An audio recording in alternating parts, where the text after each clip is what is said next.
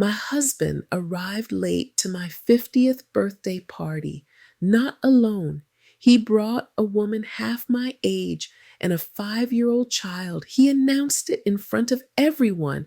This is the love of my life and our son. What he didn't know was that I'd been waiting for this moment for 6 months. When the truth came out, he walked away with nothing, and I walked away with everything. This is my 50th birthday celebration. I had waited months for my 50th birthday, not because I feared the number, but because I had earned it. 28 years of marriage, 2 grown children, a life built brick by brick with the man I believed was my partner. The backyard was filled with soft music, laughter, fairy lights strung between trees. We planted together when we were young and foolish enough to think love alone could sustain a lifetime. Friends, family, co-workers, everyone smiling, holding glasses of champagne that cost more than our first apartment. Rent?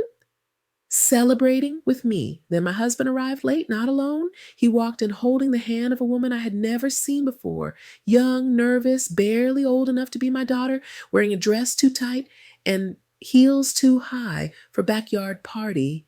And beside her stood a little boy, gripping her leg with small fingers, wide-eyed and confused, clutching a stuffed dinosaur like it was the only familiar thing in his world.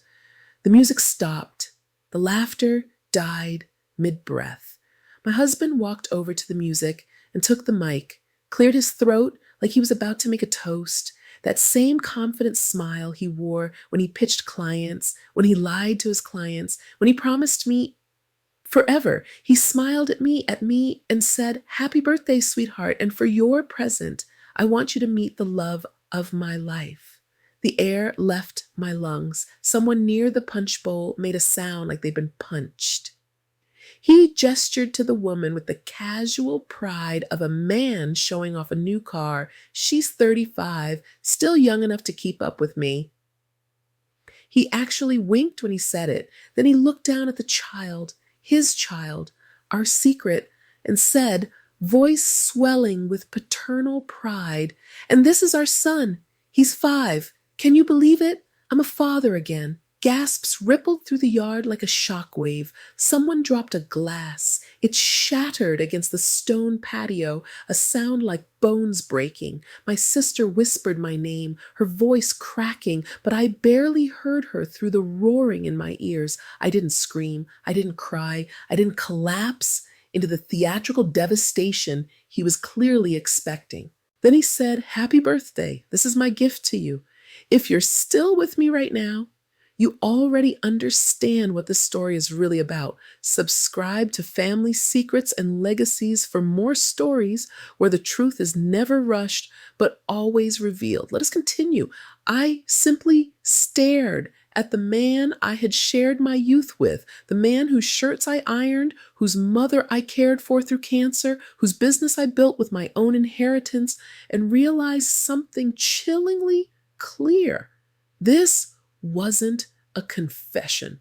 It was a performance, a public execution designed to break me, to reduce me to a sobbing mess while he rode off into his midlife crisis sunset with his trophy and his do-over child. He expected me to beg, to scream, to be humiliated in front of everyone who mattered. Instead, I smiled, slow, deliberate, the smile of a woman who has been 3 steps ahead for months. I went inside my house and came back with my bag. The vintage Chanel he bought me for our 25th anniversary, back when he still pretended to care, and pulled out a folder, crisp, official, heavy with consequence. I walked toward him slowly, calmly, heels clicking against stone mattress, and while our guests watched in stunned, delicious silence, even the cicadas seemed to pause. "And since we're giving gifts," I said, voice steady as a surgeon's hand, "I brought yours too." I handed him the papers. Divorce documents, notarized, finalized, prepared 6 months ago, the day I found the receipt for the apartment he rented her, the day I hired the private investigator, the day I stopped being his wife and became his reckoning. His face went blank. He laughed. That nervous, confused laugh of a man who doesn't understand the trap has already closed. "What is this, some kind of joke?" Read it, I said. He did. His eyes scanned the first page, then froze. His face drained of color like someone had opened a valve. I took the mic and spoke clearly into it as he did, and I addressed him. You see, on our wedding day, nearly 3 decades earlier, I insisted on a prenup. Not because I didn't love him. God, I loved him desperately, stupidly, but because my mother taught me something I never forgot. Love is beautiful, but protection is wisdom. She said she watched her own mother lose everything to a cheating husband in the 1950s, back when women had no rights, no recourse, no mercy from the courts. She made me promise I'd never be that powerless. So buried deep in that agreement, in language so precise, my lawyer called it a legal work of art, was a clause my husband clearly forgot about. In the event of infidelity, proven by documentation or admission, the cheating spouse forfeits all marital assets. The house, the 6-bedroom Victorian we renovated with my inheritance, the investments built on my family's money, managed under his name, the retirement accounts, funded largely by my salary when his business was failing. The business itself, the consulting firm I ghost built while he took credit and clients to expensive lunches, all of it, every single asset, gone. He laughed again, but this time it sounded like choking. This can't be legal. You can't, there's no way. My lawyer stepped forward then. Yes, my lawyer had arrived too, briefcase in hand, looking sharp as a blade in her tailored suit. She'd been standing near the roses, waiting for her cue like an actress in a play we'd rehearsed for months. It's completely legal, she said, voice crisp and final, ironclad. We had 3 separate firms review it. You signed it, you initialed every page, and 30 minutes ago you publicly admitted to infidelity and introduced your illegitimate child in front of 73 witnesses. She smiled.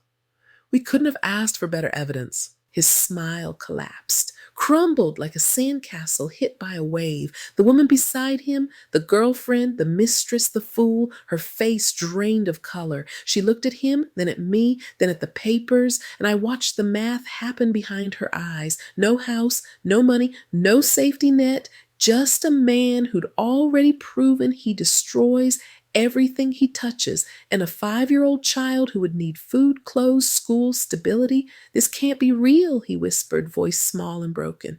Oh, it's real, I said, in the mic. Everyone could hear, and completely enforceable. You wanted to ruin my birthday? Congratulations. You just ruined your life. He looked at me then, really looked at me for the first time in years. Saw past the woman who cooked his meals and managed his mother and smiled through client dinners. Saw the architect of his downfall. You knew? The question came out strangled. I nodded slowly. I knew everything. The apartment on King Street, the credit card you thought was hidden, the weekend conferences that never appeared on any schedule. I knew about her before you brought her to my birthday party like some sick trophy. I leaned closer. I just waited for you to announce it, to make it public, to hand me everything I needed on a silver platter. The silence was deafening.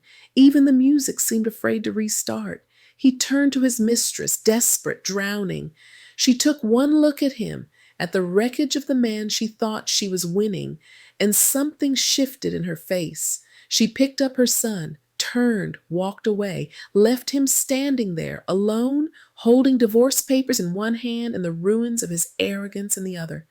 You're a monster, he whispered. No, I said, I'm just a woman who learned to protect herself. You should have paid more attention to what you were signing.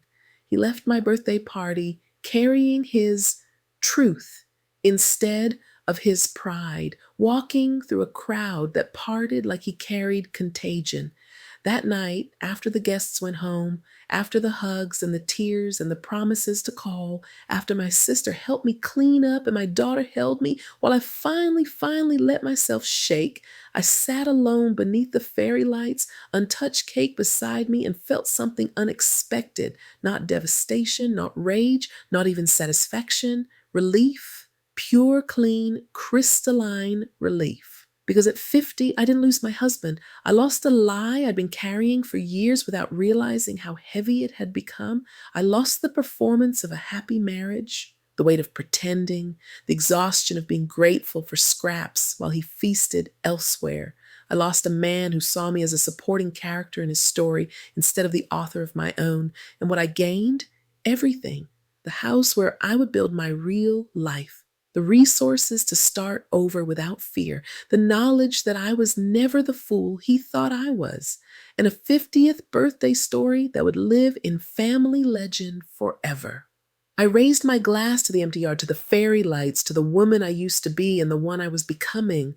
Happy birthday to me, I whispered, and for the first time in 28 years, I meant it. Some betrayals shatter you in public, others are answered in silence. This wasn't revenge, it was preparation, because when the truth finally comes out, it should protect the person who waited for it. This is Family Secrets and Legacies, where the truth is never rushed, but it is always revealed.